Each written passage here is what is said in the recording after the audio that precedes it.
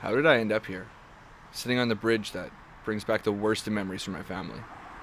Everyone always says things will get better, but they're wrong. Nothing will change. Nothing can change. Sure, I can pretend I'm alright, but that would just be more lying.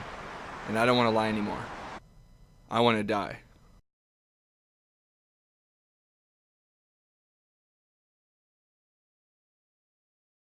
The water looks further away than I thought it would.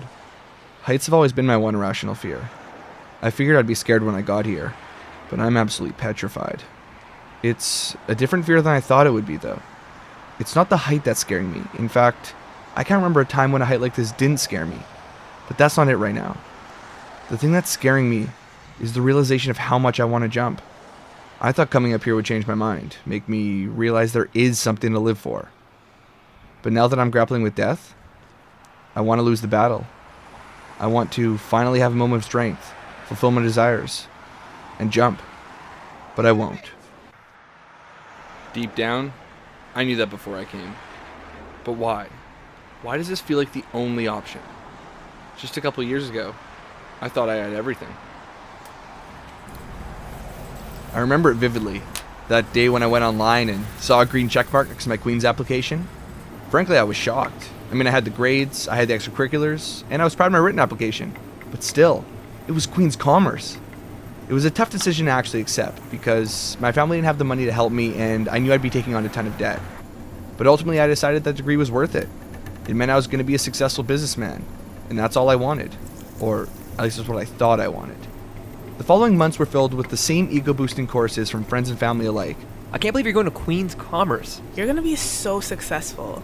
You're so smart, George. And more of the same. It's unbelievable to think that just an acceptance letter can change the way people perceive you so drastically. When I got to Queen's, it started with about as much fun as I could have imagined. I was making friends, partying hard, and wearing my suit all the time. I really love wearing suits.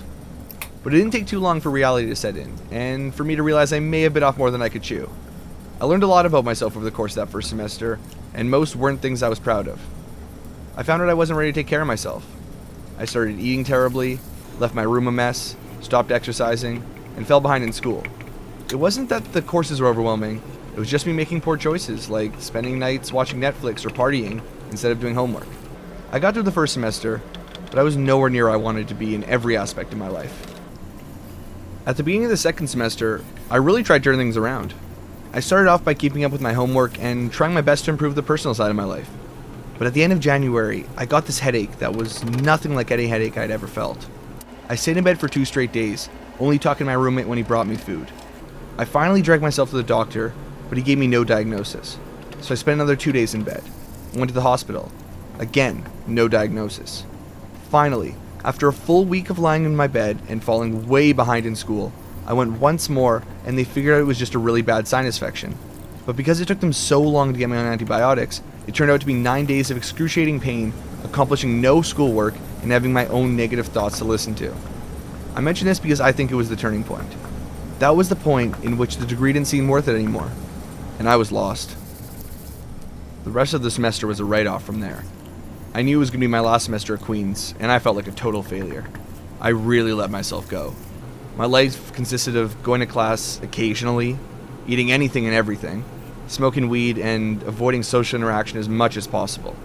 I didn't even have it in me to party anymore. By the time I left Queen's, I hated myself, but not as much as I hate myself now. My mom always told me I was just like her baby brother, my Uncle George. She says we're both goofy, good-hearted people, and we both love making others smile. I always wished he was around growing up. In my mind, he was always smiling.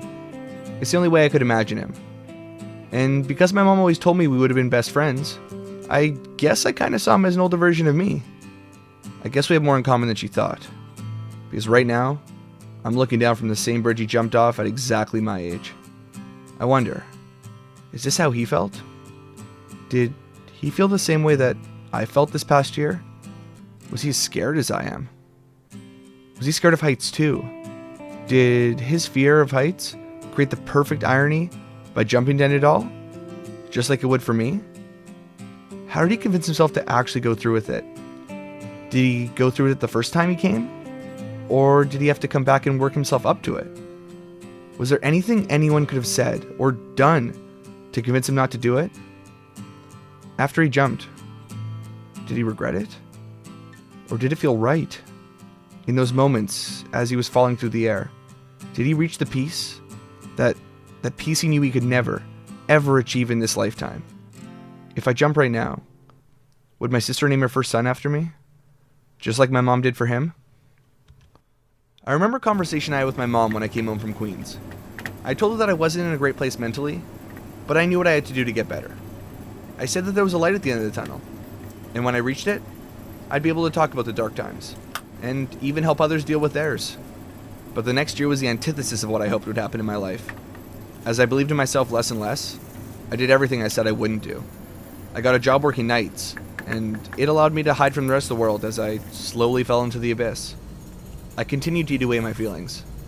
Those 10 minutes at 2 a.m., sitting in my room, eating a Big Mac, spicy beer crunch, or whatever fast food I decided to buy that night, was the only joy I got most days. Of course, it was followed by hours of regret and self-loathing, but it was all I had. I had stopped seeing my friends almost entirely. Lying about my work schedule became easy, and I could pretty much avoid them altogether. I lived with my father, and I saw myself becoming all the things I hate in him. I experienced no successes whatsoever, and the idea of accomplishing something became so far-fetched that I stopped setting any goals for myself. I just let each day pass by, detaching myself from the rest of the world inch by inch, just hoping that I could detach myself far enough that my death wouldn't mean anything to anyone. There was no light at the end of the tunnel. I'd give anything to feel even a glimmer of that hope I told my mom about a year ago. Every part of me wants to die, but for the sake of her, my sister, and my grandma, I just can't bring myself to jump. So where do I go from here? I remember a conversation I had with a coworker a few months back. He asked me what I liked most about myself. Of course, there is nothing I like about myself, but I told him the 3 things that I've always wished were true about me. Maybe now I can try to be that person and make those things come true. Okay, here goes. Number 1, accept myself for who I am. Number 2, work hard at everything I want to accomplish.